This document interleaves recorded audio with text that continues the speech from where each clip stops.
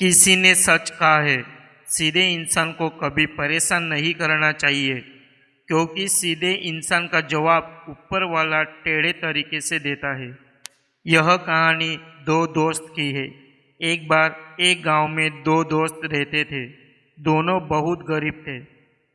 जैसे तैसे करके वह अपने परिवार का गुजारा करते। वह लोग अपने घर की आर्थिक तंगी को दूर करने के लिए शहर जाकर काम करने का फैसला किया। अगले दिन वह दोनों शहर गए और एक कारखाना में काम मिला।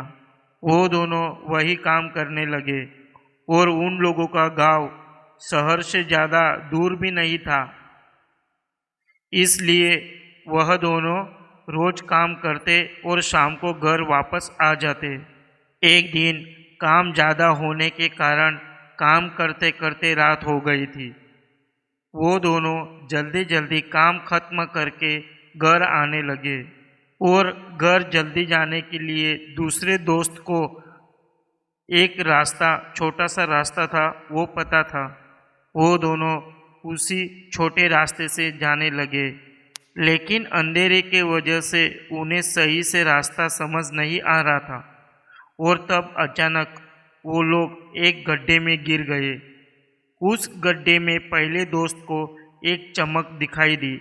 उसने दूसरे दोस्त से कहा, दोस्त देखो, एक चमक नजर आ रही है। दोनों ने सामने जाकर देखा। वहाँ एक हीरा पड़ा हुआ था। वह लोग बहुत खुश हो गए।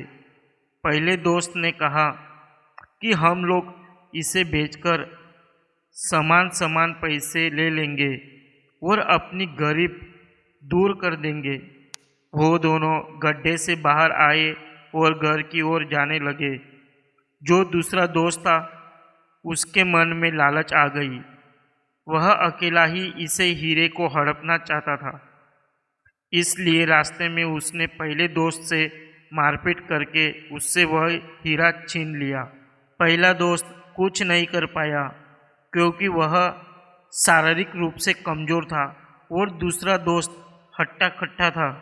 दूसरा दोस्त हीरा लेके वापस चला गया। पहला दोस्त दुखी मन से घर वापस आ गया। कुछ दिन बीतने के बाद जो दूसरा दोस्त था, वह हीरा बेचकर अपने लिए बंगला, गाड़ी और ज़मीन खरीद लिया। फिर कुछ दिन बाद दूसरे दोस्त के साथ रास्ते में एक दुर्घटना हो जाती है, जिसमें उसका एक पैर घायल हो जाता है। उसके पास पैसा बहुत था, इसलिए वह शहर से बड़े डॉक्टरों को बुलाकर खुद का इलाज करने लगा। उसने 2-3 दिन बाद देखा उसका जख्म भरने के बजाय उल्टा बढ़ रहा था। डॉक्टर ने बहुत महंगी महंगी दवाई दी, लेकिन उसका जख्म और बढ़ गया था और उसका पैर काटना पड़ा, नहीं तो जख्म पूरे शरीर तक पहुंच जाएगा। उसके पास कोई रास्ता नहीं था, इसलिए हाँ कहनी पड़ी। उसके पैर काटने के 7 दिन बाद उसका जख्म बॉडी तक पहुंचने लगा। वहाँ मौजूद बड़े से बड़े डॉक्टर यह देखकर हैरान थे, क्योंकि उन्हें अपने जीवन में ऐसा समस्या कभी नहीं देखी। उस आदमी ने अपने सारे पैसे लगा दिए, लेकिन कोई असर नहीं हुआ। उसके पड़ोस की महिलाओं को उसने खिड़की के बाहर कहते हुए सुना कि न जाने कौन सा घोर पाप किया है जो ऐसी सज़ा मिल रही है। इससे वह उन महिलाओं को बातें से बेचैन हो गया। वह पूरी रात सोच में पड़ गया, क्या दोष किया है मैंने। तभी उसे हीरे वाली बात याद आ गई। वह रात में ही अपने पत्नी को कहा, मैं मेरे दोस्त को मिलना चाहता हूँ। वह अपने दोस्त के पास गया और अपने दोस्त को पूछा, उस रात के बाद तुमने ऐसा क्या श्राप दिया था मुझे जो मेरी यह हालत हो गई। उसके दोस्त ने कहा, तुम्हारी यह हालत कैसे हुई यह तो मैं नहीं जानता, लेकिन मैंने उस रात में अपनी हालत देखकर ईश्वर से बस इतना ही कहा कि हे ईश्वर, मैंने अपनी और अपने दोस्त के परिवार की खुशी चाहिए, लेकिन मेरे दोस्त ने सिर्फ अपनी खुशी के बारे में ही सोचा। उसने अपनी ताकत दिखाकर मुझे वह हीरा छीन लिया और अब तुम अपनी ताकत दिखाकर इंसाफ कर दो। इसलिए कहते हैं कि सीधे इंसान को कभी परेशान नहीं करना चाहिए, क्योंकि सीधे इंसान का जवाब ऊपर वाला टेढ़े तरीके से देता है।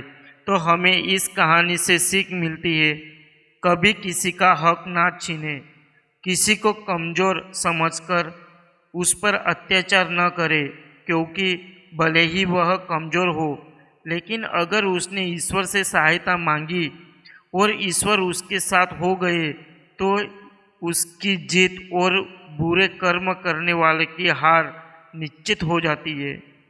जिस प्रकार महाभारत में दुर्योधन के साथ पूरी सेना, कर्ण, द्रोणाचार्य और अनेक बलशाली योद्धा थे, और उधर अर्जुन के साथ सिर्फ उनके पांडव भाई और श्री कृष्ण खड़े थे, फिर भी जीत अर्जुन की ही हुई थी, क्योंकि उसके साथ स्वयं भगवान खड़े थे।